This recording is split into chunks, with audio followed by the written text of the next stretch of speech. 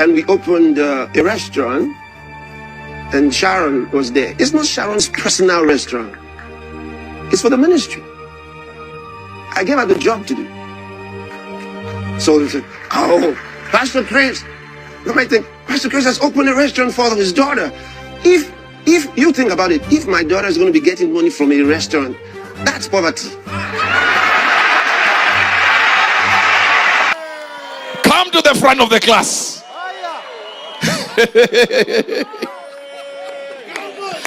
If Pastor Chris' daughter is going to open a restaurant to get money from it, it's poverty. Please continue playing. So you understand? Thank you. Thank you. Thank you. Imagine.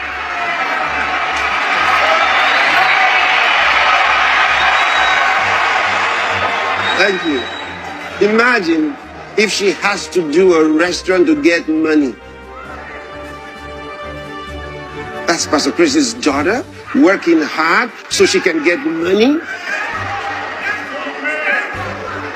Listen, ask my daughter to have money. She doesn't have to do a job in the world. She doesn't have to have money. So whatever I've asked her to do is part of her training. She shared an idea with me. And I said, this is good. Now, I want you to do this. And so she went to do it. And so I used the opportunity, my coming to open it. She invited me. I said, Dad, you have to be there to open it. I said, I actually thought it was just being present there so I could look. But then I found out I was expected to call the tape. I said, okay, that's fine. At least I'll use the opportunity to see whether she has done things excellently or not. You did not get the prophetic. I have to address some nonsense that is happening on pulpits where people stand and attack men of God. Yet the Bible says any servant before his master, he stands or he falls. Who are you to oppose another man's servant? That's what the Bible says. So when preachers of no value and of no power in the realm of the spirit, they have no miracle that they can show the world except talk. They are just people with the gifts of God.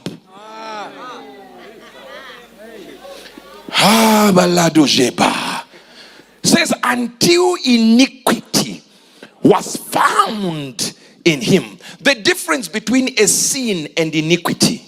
A sin is the transgression you can see. They caught a woman in the very act of adultery. That one is a sin. But if I look at you and say, how are you, sister? And I hate you. What is in my heart cannot be seen. That's iniquity. And according to God, that's the highest level of sin, where it's not visible. So we got preachers behind the pulpit attacking men with visible sins, but they have iniquities. And we are foolish followers, thinking the man of God is powerful because he's talking against prophets, talking against apostles, talking against pastors, evangelists, and teachers. Yet they themselves have the highest level of sin called iniquity.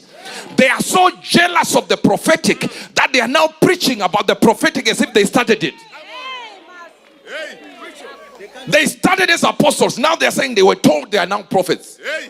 Then you know that's exactly what they wanted to be. But God never called them to be that. So they have iniquity of jealousy in them. And because of that jealousy, they think it's a calling to oppose prophets. And I'm not here to block somebody from attacking what they think is a sin. But let me explain. Sins are visible.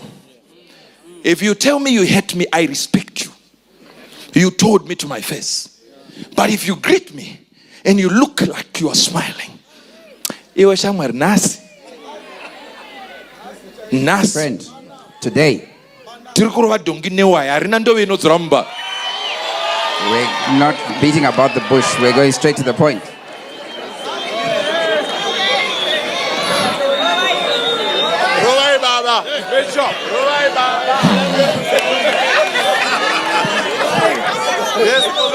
Chaiza makudo neno kamina.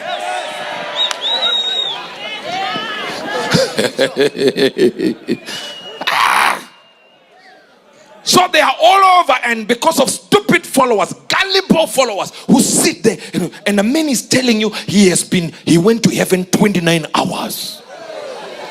Yet the miracle he is attacking is a man with miracles of power. Yes. Miracles of power.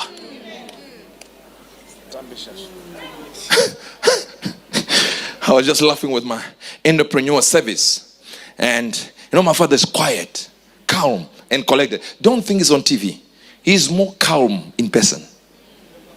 But these people, I don't know who managed to tell him. People were attacking his daughter and saying, why did you open a restaurant for your daughter? You want to steal money. You want to do this. Please put his answer there.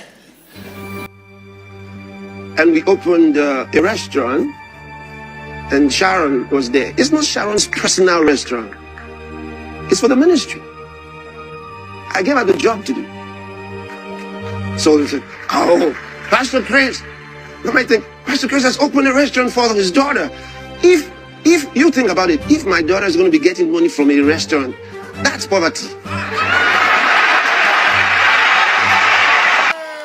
Come to the front of the class. If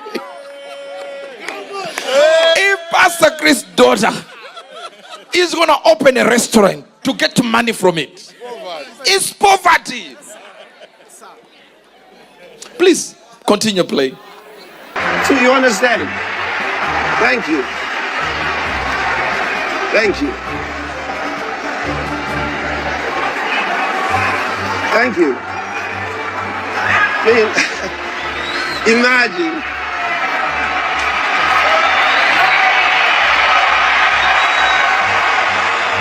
Thank you. Imagine if she has to do a restaurant to get money. That's Pastor Chris's daughter working hard so she can get money. Listen, ask my daughter to have money. She doesn't have to do a job in the world. She doesn't have to have money. So, whatever I've asked her to do is part of her training. She shared an idea with me. And I said, this is good. Now, I want you to do this. And so she went to do it. And so, I used the opportunity, my coming to open it. She invited me. I said, Dad, you have to be there to open it. I said, I actually thought it was just being present there so I could look. But then I found out I was expected to cut a tape. I said, okay, that's fine. At least I'll use the opportunity to see whether she has done things excellently or not. You did not get the prophetic. You are my daughter. I said you are my son. You are not getting what I'm talking about. You missed the revelation already. You are not getting what I'm talking about.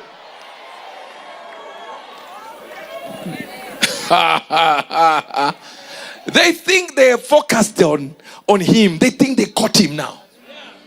And these are men who are not producing no miracle. Zero. They can't heal a housefly if it had a toothache. But they call themselves apostles. And they go behind the pulpit to attack. And guess what? The main attack is on the prophetic. And the problem with the prophets as well of today is there is no unity. So since there is no unity, they are taking advantage of that fissure. Everyone is trying to raise their own platform. You can lay hands on this man and they start moving in the prophetic, and they will tell you a story of how they prophesied when they were one.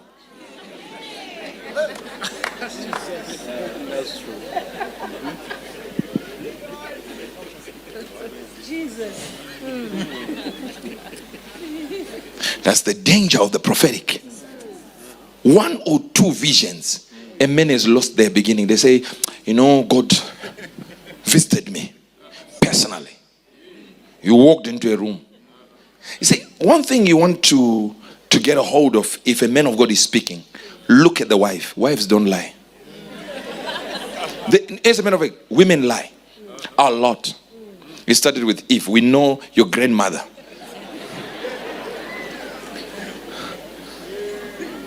Now, since we know that,